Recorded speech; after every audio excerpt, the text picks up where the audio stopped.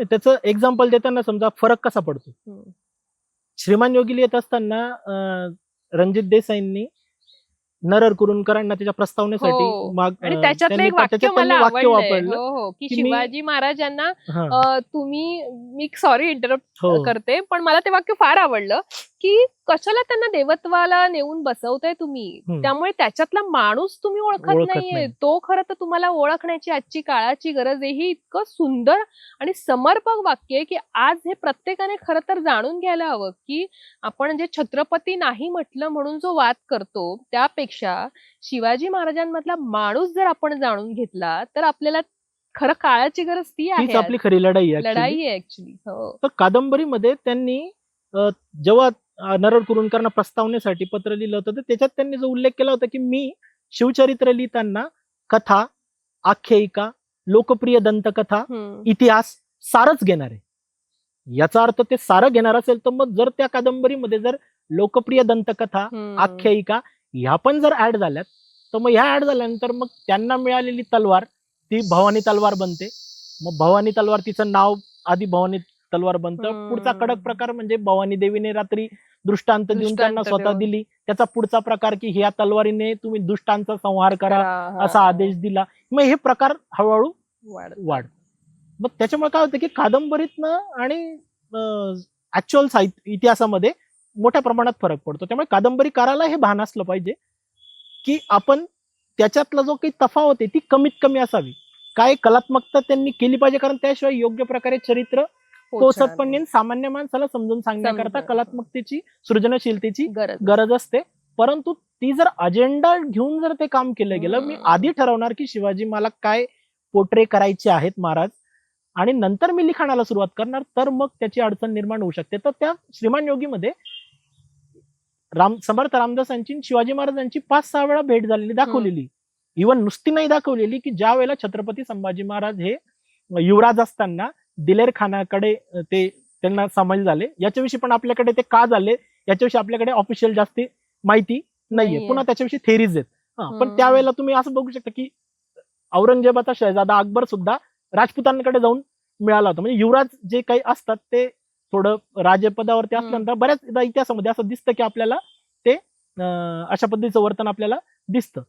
तर ते केल्यानंतर त्यांनी त्याच्यात दाखवताना असं दाखवलंय की समर्थ रामदासांनी शिवाजी महाराज जे दुःखी कष्टी असताना त्यांना खूप मोठा उपदेश केलेला आहे राज्यधर्माचा. आणि मग महाराज पुन्हा एकदा इन्स्पायर झालेत आणि पुन्हा एकदा त्यांनी मरगळ झटकून कामाला सुरुवात केलेली या पद्धतीची ती मांडणी आहे. आता त्या मांडणीवर जर विश्वास ठेवायचा म्हटला तर एखाद्या सामान्य व्यक्तीला तर हे कन्फर्म होऊ शकतं की हे समर्थ रामदासांच्या मार्गदर्शनानेच निर्माण झालेलं राज्य, पदोपदी त्यांचं मार्गदर्शन लाभत राहिलेलं होतं आणि त्यांनीच तो मार्ग आखून दिला होता.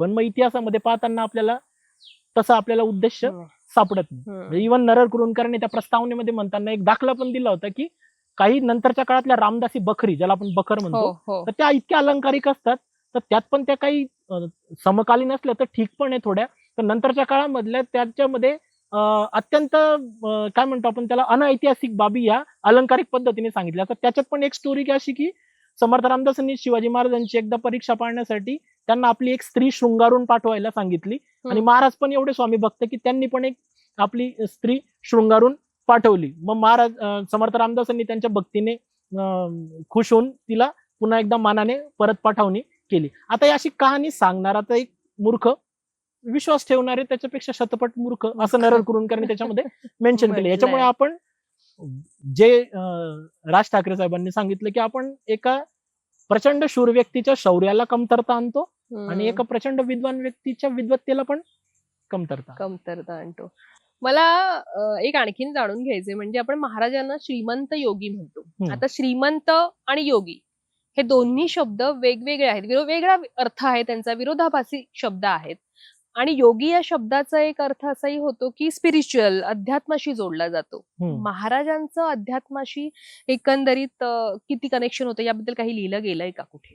ऍक्च्युअली श्रीमंत योगी हा शब्द, आता तुम्ही भवानी मातेचा एक दृष्टांताचा उल्लेख केलात आणि एकंदरीत श्रीमंत योगी हा शब्द तसा समर्थ रामदासांनी वापरलेला शब्द आहे आणि तोच शब्द रणजित देसाईंनी आपल्या श्रीमान योगी कादंबरीच्या टायटल म्हणून घेतला आणि तो पॉप्युलर शब्द आहे की एक असा व्यक्ती की ज्याला आपण म्हणूयात की जो राजा आहे हम्म. परंतु तरी सुद्धा तो त्याच्यापासून अलिप्त आहे. म्हणजे ते स्वतः राजे आहेत, मग त्यांनी ते राजाने जसं वागलं पाहिजे, ज्या पद्धतीने भौतिक गोष्टींवरती त्यांनी लक्ष ठेवून त्यांनी केला पाहिजे, तसं न करता त्यांनी राज्य साधनाची केली लगबग. त्यांनी राज्यावरतीच फोकस केला. 2 वेळा सुरत लुटल्यानंतर सुद्धा त्यांच्याकडे जे काही प्रचंड मोठ्या प्रमाणात धन प्राप्ती झाली, तरी त्याच्यावरनं आपल्याला छत्रपती शिवाजी महाराजांनी बांधलेला प्रचंड मोठा महाल असं काही पाहायला भेटत नाही. त्यांनी ते सगळे पैसे पुन्हा पुन्हा किल्ल्यांवर खर्च केले. बरोबर. त्यांनी जिंजीच्या किल्ल्याची पूर्ण तटबंदी पाडून पुन्हा उभी केली. नवे किल्ले बांधले सिंधुदुर्ग सारखे. जंजिरा ताब्यात मिळत नाही तर सिंधुदुर्ग बांधला. वेगवेगळे किल्ले बांधले, पुन्हा नव्याने उभारणी केली. तर ते जे काही त्यांना धनप्राप्ती होत असे ती ते राज्याच्या कामी लावत होते. राज्यासाठी सैन्य, राज्यासाठीचे किल्ले, राज्याचं प्रशासन याच्यात त्यांनी तो खर्च केला. मग प्रचंड मोठ्या धनलक्ष्मीमध्ये असताना सुद्धा त्याचा आस न बाळगून जनतेच्या कल्याणासाठी काम करणारा व्यक्ती हा योगी पदालाच प्राप्त होतो. शेवटी काय असतं की त्याच्यात आध्यात्मिक अँगल, आपण काही तपश्चर्या आपल्याला बाहेर जाऊन करायची असते, अशातलाच भाग. इव्हन समर्थ रामदासांनी सुद्धा ते त्या ठिकाणी मेन्शन केले दासबोधामध्ये की जर ज्याला संसारामध्ये ज्याला जमलेलं नाही त्याला परमार्थ काय जमणार आहे. बरोबर. ज्याला व्यवहार आला नाही त्याला तो अध्यात्मामध्ये पण तो अपयशीच ठरणार आहे. बरोबर. तर मग ते असे योगी की जे संसारात होते परंतु त्यांना संसारामधल्या भौतिक गोष्टींचा वारा लागला नाही. श्रीमंत होते परंतु त्यांनी त्या श्रीमंतीचा स्वतःसाठी लाभ घेतला नाही, जनतेसाठी घेतला, म्हणून ते त्याला आपण योगी म्हणूयात. आणि तुम्ही जो अध्यात्माचा प्रश्न म्हटला की ते मध्ययुगामधले एक हिंदू राजे होते की ज्यांचा धर्मावरती विश्वास होता. ते धार्मिक पण होते पण धर्म भोळे नव्हते.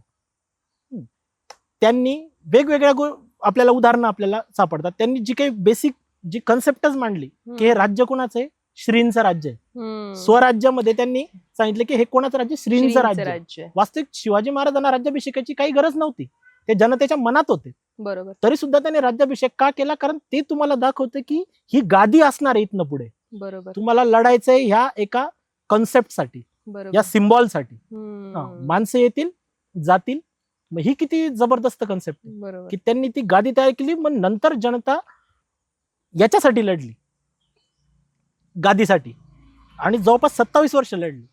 तर जागोजागी तुम्हाला रेफरन्सेस सापडतात की शिवाजी महाराजांच्या धार्मिकपणाचे. राज्याभिषेकाच्या वेळेला तुम्हाला रेफरन्स सापडतो की त्यांनी गागा भट्टांना जेव्हा राज्याभिषेक केला, परंतु त्याच्यानंतरच्या 13 दिवसांमध्ये राजमाता जिजाऊ वारल्यात. त्याच्यानंतर हंबीरराव मोहितेचं निधन झालं.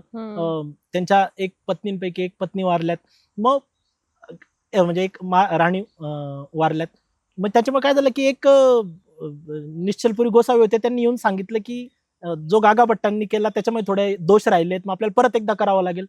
ते म्हटले ठीक आहे, पुन्हा एकदा करूयात. मग पुन्हा एकदा एक तो राज्याभिषेक तांत्रिक पद्धतीने केला गेला. याचा अर्थ काय की ते जनमानसामध्ये जे सामान्य समज आहेत की जे गरजेचे आहेत ते त्याला ते मान्यता देत होते, पण याचा अर्थ ते अतिशय धार्मिक होते अशातला भाग नाही. याचं बेस्ट एक्झाम्पल आपल्याला दिसतं की अष्टप्रधान मंडळापैकी 8 प्रधान, त्यांचे अष्टप्रधान मंडळापैकी फक्त 2 व्यक्ती की ज्यांना आपण पंडितराव आणि न्यायाधीश, म्हणजे धार्मिक काम करणारा मंत्री आणि न्यायदान करणारे मंत्री, हे 2 मंत्री वगळता उरलेल्या 6च्या 6 मंत्र्यांना हे कंपल्सरी होतं की तुम्ही युद्धामध्ये भाग घेतला पाहिजे आणि तुम्ही लढ्यांमध्ये भाग घेऊन मोहिमा तुम्हाला दिल्या जातील. पेशव्यांना दिली जाईल, सुमंतांना दिली जाईल, डबीरांना दिली जाईल, सगळ्यांना दिली जातील.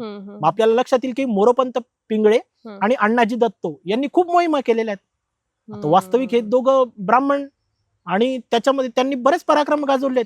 मग जर त्या काळाच्या हिशोबानुसार तुम्ही विचार केला की 16 ओवळ्याची कारभार, स्नान संध्या संस्कार या सगळ्यांचा जर तुम्ही विचार केला तर ते कसं पॉसिबल होतं. बरोबर. बाहेर जायचं, लढायचं, त्याच्यामध्ये तुमचे कोणतेच प्रोटोकॉल पाळले जाणार. याचा अर्थ त्यांनी ह्या सगळ्या प्रोटोकॉलवरनं लोकांना वर उचललं, ज्याच्यामध्ये तुम्हाला सर्वसामान्य एखाद्या बहुजन समाजामधल्या व्यक्तीला सुद्धा जबाबदाऱ्या मिळाल्यात, ज्यांच्यामध्ये जिवाजी महाला असतील, त्याच्यानंतर शिवा काशीदजी असतील, अशा लोकांना पण जबाबदाऱ्या मिळाल्या. मोरोपंत पिंगळे, अण्णाजी दत्तोंना पण मिळाल्यात. मग त्याच्या अँगलने तुम्हाला इक्वॅलिटी झालेली दिसते.